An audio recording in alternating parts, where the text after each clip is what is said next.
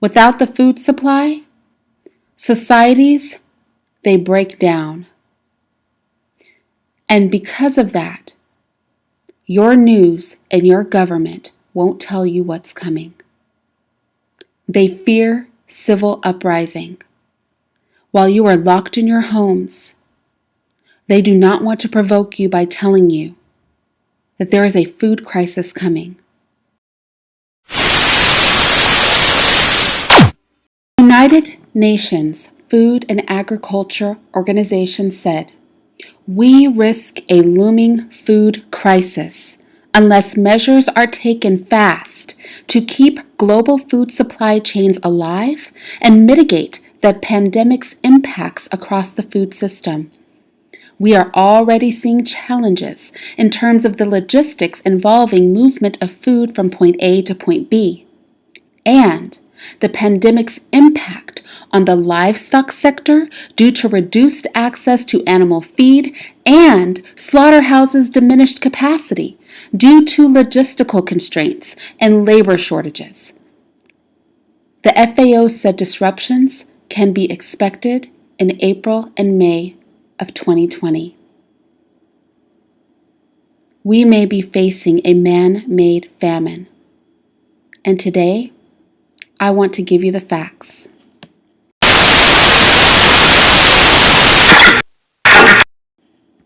The first thing I want to look at are grain crops. And I want to look specifically at what we have going on in the United States and then branch that out globally to include both grains and meats. And lastly, fruits and vegetables and dairy. In 2019, storms left millions of acres unseeded in the $51 billion U.S. corn market and put crops that were planted late at a greater risk for damage from severe weather during the growing season. Forecasts for even more rain sent U.S. corn futures to a 5-year high in 2019. And it artificially made the market look good, but in reality, few farmers benefited from the soaring prices because of the planting disruptions. So they had little to no crop to sell. There was massive flooding throughout the breadbasket. Flooding that lasted for months. The rains poured, the crops and the fields were flooded for months in the Midwest. According to the U.S. Department of Agriculture, nationwide 2019 was the smallest corn crop in 4 years. The U.S. government issued a $16 billion aid package to help farmers hurt by the reduced sales, specifically those to China. Trump then signed an additional $19 billion disaster relief bill that included more than $3 billion for expenses related to losses of crops, including those from not being able to plant the crops in the soil. This was all 2019. Reduced plantings means that there was less business for grain elevators. Some farmers who were not able to plant as much as they expected took an unusual step of actually canceling their contracts with grain elevators after the harvest. Those 2019 concerns bled into 2020 prior to us knowing the extent of the impact that this pandemic would have. Those 2019 concerns, cold weather into the planting season, wet weather, limited field access, restricted feed crop planting,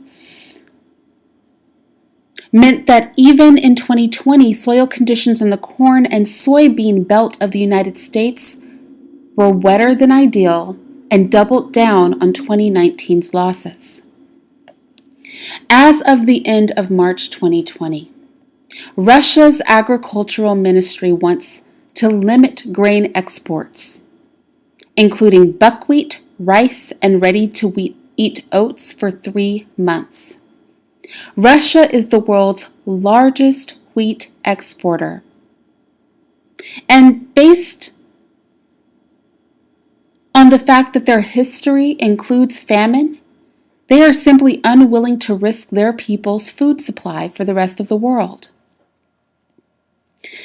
Russia taking that action has prompted concern among traders that the measures that Russia took may not be temporary, that they may actually restrict imports longer than 3 months. Now, while the United States does not get grains from Russia, we do have a global economic market. So what Russia does, it impacts every nation in the Western world. But it's not just Russia. Kazakhstan, one of the world's biggest shippers of wheat flour, banned exports of wheat along with buckwheat, sugar, onions, carrots, cabbage, and potatoes. And that has the potential to affect companies around the world that rely on those supplies to make bread. Vietnam, the third biggest exporter of rice, has suspended all of its contracts. Serbia has stopped the flow of its sunflower oil and a list of other goods.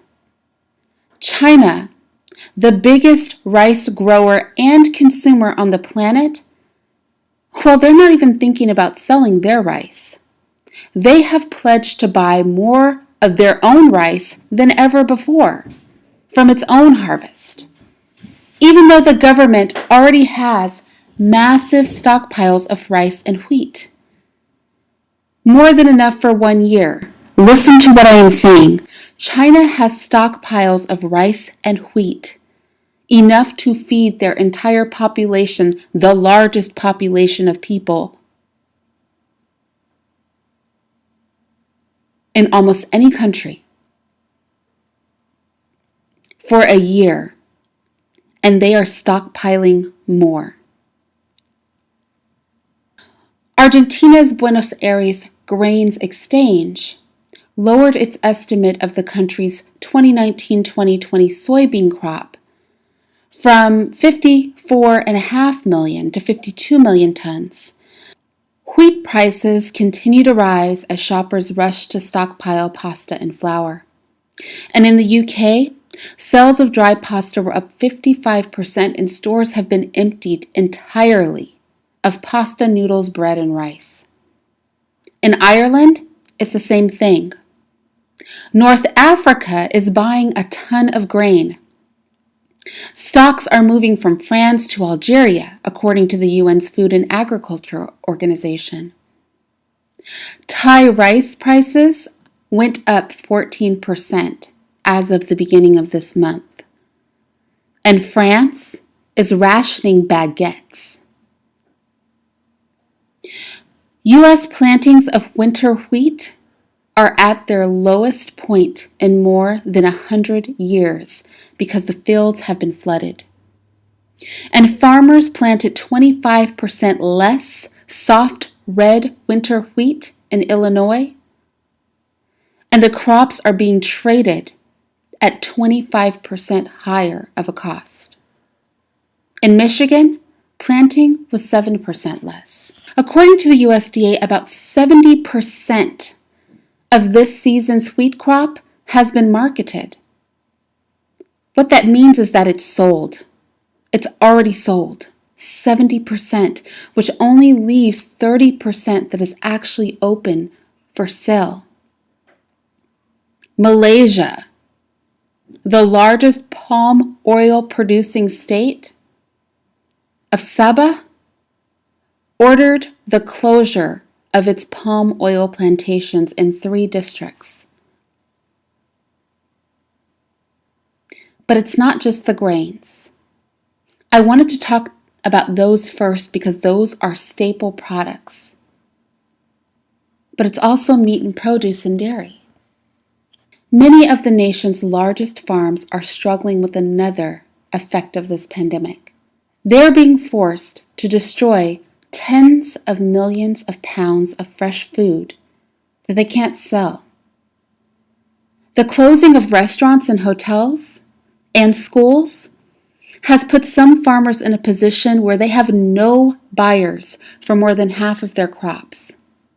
And even if retailers see spikes in food sales to American consumers because we're eating almost every meal at home as we are being forced to stay in our houses, those increases are not enough to absorb all of the perishable food that was planted weeks ago and meant to go to schools and businesses. There are many farmers that say they have tried to donate part of the surplus food to food banks and Meals on Wheels programs because they're overwhelmed, obviously, with demand as people lose their jobs and run through their money and are hungry. But there's only so much perishable food that these charities, who don't have unlimited refrigerator space, and volunteers can take. African swine fever wiped out half of China's pigs. And they are the world's largest pork consumer. So U.S. pork producers may be exporting more pork to China to take advantage of demand, but that stands the possibility of crimping the supplies of pork bellies, ham, and related products for U.S. consumers in 2020. Now, you're thinking, I don't eat pork, right? Some of you. How does this affect me? Well, let me paint the whole picture. With restaurants, hotels, and schools closed, many of the nation's largest farms are destroying millions of pounds of fresh goods that they can no longer sell. In Wisconsin and Ohio, farmers are dumping thousands of gallons of fresh milk into lagoons and manure pits. The nation's largest dairy cooperative, Dairy Farmers of America, estimates that farmers are dumping as many as 3.7 million gallons of milk per day. A single chicken processor, just one chicken processor, Sanderson Farms, is smashing 750,000 unhatched eggs every week. And then they're sending them to a rendering plant so they can be turned into pet food. They've even considered euthanizing their chickens because they're not willing to sell them at an unprofitable rate. What we are looking at here is a man-made famine. Man-made by the lockdown for this pandemic. Man-made because even if the food is there, the food we do have, nobody's willing to raise and rear these things for free. And then there are very real shortages that our economy was already impacted with. There's an Idaho farmer that dug up huge ditches to bury 1 million pounds of his own onions. And in South Florida, a region that supplies much of the eastern half of the United States, so listen up, those of you who live on the east, with produce, there are tractors crisscrossing bean and cabbage fields, plowing perfectly ripe vegetables back into the soil. Let me repeat that. In South Florida, they are destroying their own crops and turning them into fertilizer. Egg sales are up 150% more than normal, and egg prices are going up right along with that. But production remains the same, even though we see egg shortages. Why? Because number one, chickens can only lay 1 egg a day. And number two, they're living animals, and it takes time to build up flock size. So the cheapest protein we have available, eggs, is not really available because demand has become so high and they simply can't force the chickens to lay more eggs and they can't mature chickens fast enough to keep up with the demand. Isn't it ironic? And as far as feed chickens go, they're smashing the eggs because they will not sell chicken for free.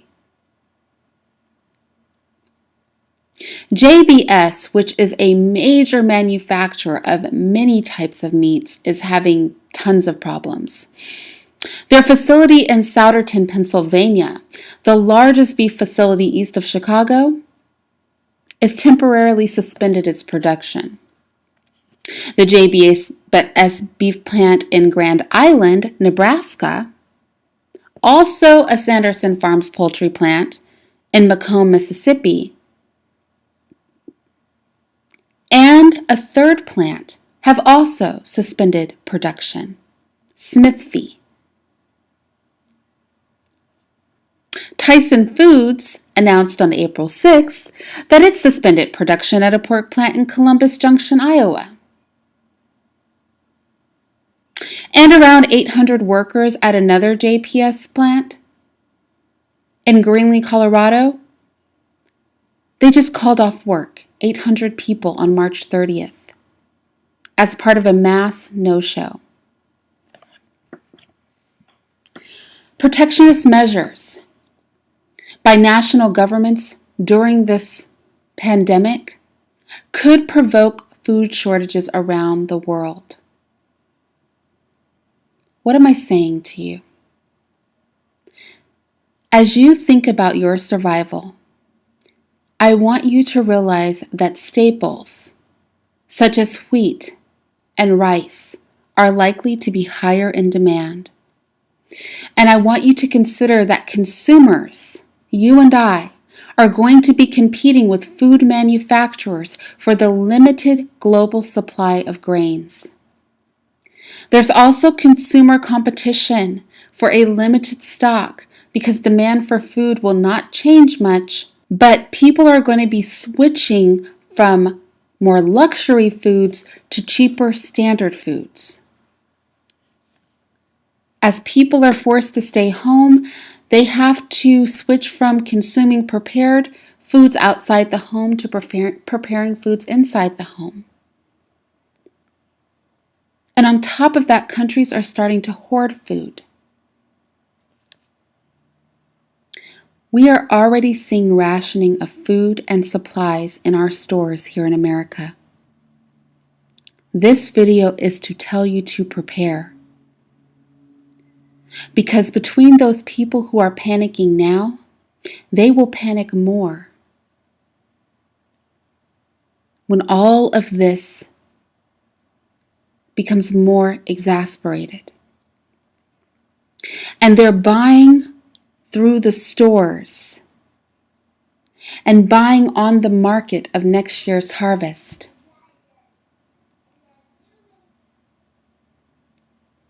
This means prices are going to go up, and as prices go up, policymakers will panic more as well. It's a double-edged sword. And higher grocery bills can have major ramifications. The cost of bread has a long history of kickstarting unrest and political instability.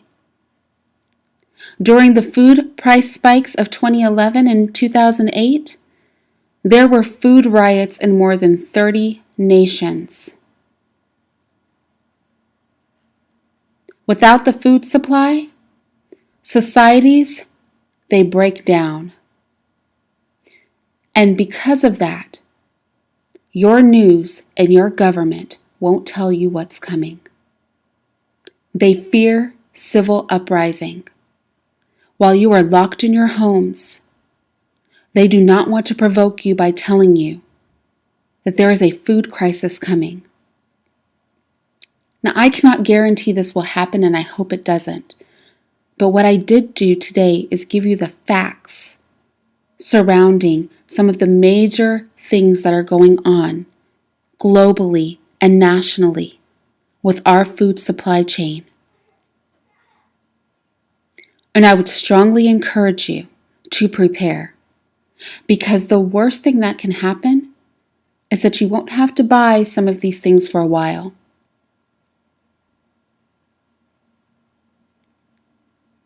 And that is a far less price to pay than being in a situation where you and your family are hungry. Don't think they're going to tell you the truth. Their goal above everything else is to keep political and social control and security. And being honest and telling you that the stores are empty for a reason, it won't do that. They will watch you go hungry first. Think about what they did at the beginning of this pandemic. They told you not to stock up. And then all of a sudden they were telling everybody to be ready to have at least 2 to 4 weeks worth of food in their house, and there was a run on the stores. I warned you then, weeks before it happened, and I'm warning you now. Prepare. I'll talk to you guys later.